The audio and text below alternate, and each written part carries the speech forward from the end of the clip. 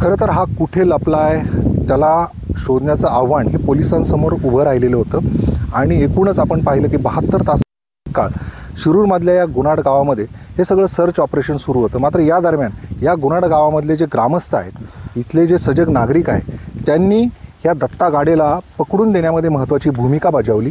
त्याच्यामध्ये प्राध्यापक गणेश गव्हाणे असतील आणि तुमचं काय नाव म्हणले? साईनाथ वळू. तर हे जे साईनाथ वळू आहे हे त्यांच्यासोबत होते.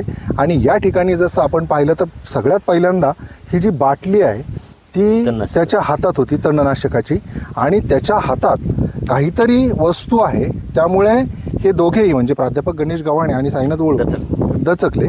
आणि एकूणच मला सांगा, तुम्ही स्वतः सांगा की काय घटनाक्रम. तर ते बाटली जेव्हा त्याच्या हातात होती म्हणजे तो अगोदर ते ह्या इकून आला होता असं पाठीमागून आणि आम्ही ते समोर उभे होते. सर इथंच उभे होते, गाडी लावून होते. आणि आल्यानंतर सरांना सर आता म्हणले चला आपण घरी चला म्हणल्यानंतर सरांनी गाडी वळवल्यानंतर तो फोकसमध्ये तिथे दिसला त्या बाजूला. हा तिथं आणि तो फोकसमध्ये दिसला. तिथे जाऊन सरांनी त्याला पळत जाऊन मला म्हणलं साईदादा तुझी तर आलं. तो मी त्या संगीत तिकून जाऊन त्याला तिथे धरून इथं आणला, इथे उभं केलं. तसंच धरलं. म्हणलं काय असं त्याची काय असं तसं आपल्या त्याची काही नाही तर तो पकडून द्यायचं आहे. त्याच्यामुळं घटना गावात जास्त व्हायला नको आहे. त्याच्यामुळे त्याला इथून आणल्यानंतर ही बाटली त्याला हाताची तशीच खाली टाकायला लावली. आणि नंतर पाटलांना फोन केला की पाटील तो कॅनेलला आपला कॅनेल आहे गुन्हाचा, त्या मातंग समाजाची चळवर रस्ता येतो चंदन वस्तीकडे, तो कॅनेलला तिथं तो घावलेला आहे, सापडलेला आहे. तर तुम्ही इथे या या ठिकाणी पॉईंटवरती आणि त्याला घेऊन जा. तर पाटील म्हणते आता कोणत्या पॉईंट म्हणलं चंदन वस्ती त्यांच्या रोडला आहे. तर तिथून पाटील एक 2 ते 3 10 15 काहीच 5-10 मिनिटांमध्ये आले आणि त्यांना घेऊन गेले. तर आपण पाहिलं की ही जी बाटली आहे म्हणजे निश्चितच तो कुठेतरी या सगळ्या गोष्टींमुळे व्यथित झालेला होता. कारण त्याला पकडल्यानंतर तो काय म्हणाला? पकडल्यानंतर काय म्हणलं, बाबा मला माझ्याकडून चूक झाली, मी मान्य करतो, कबूल करतो, फक्त माझ्या मुलांना जपा, एवढंच बोलला. आणि त्याच्यानंतर 5-10 मिनिटात लगेच गाडी आली.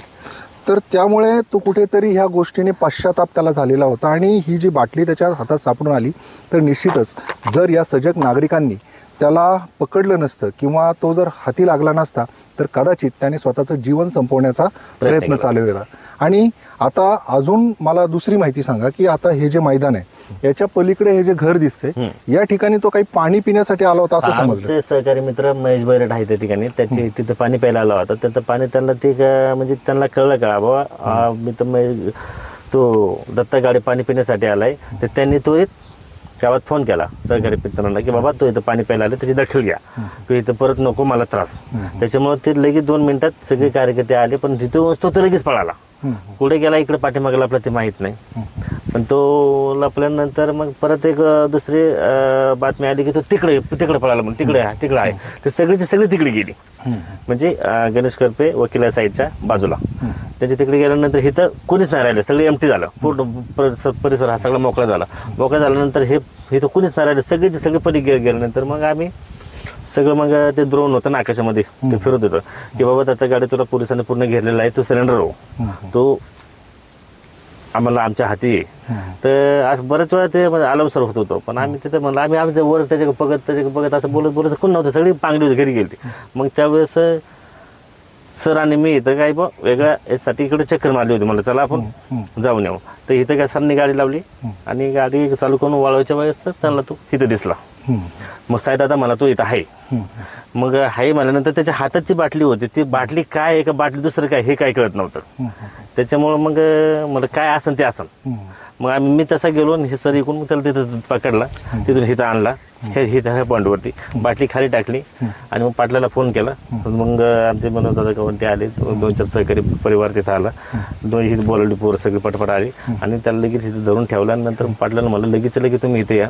आरोपी गावले म्हणजे कुठे आहेत? म्हणजे हे चंदन वस्ती आपलं मातंग समाजाचा रोड, त्या रोडने सरळ वर या, तिथं त्या कॅनेलला पुलावरतीच तिथं आम्ही आहेत. तर ते यायच्या अगोदर पाटील यायच्या अगोदर पोलिसांचं स्क्वॉड आलं आणि त्याला घेऊन गेले. तर आपण पाहिलं हा संपूर्ण जो घटनाक्रम आहे तो पाहिल्यानंतर आपल्या लक्षात येईल की अत्यंत धाडसाने प्राध्यापक गणेश गव्हाणे आणि या साईनाथ वळू यांनी त्याला इथे जेरबंद केलं.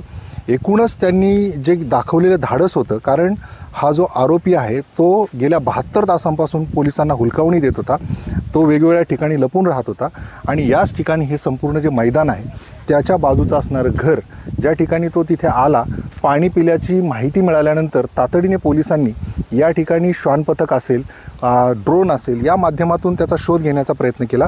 मात्र तो इथे केवळ आणि केवळ या सजग नागरिकांमुळे आता जेरबंद होऊ शकलेला आहे, हे म्हटलं तर वावगं ठरणार नाही.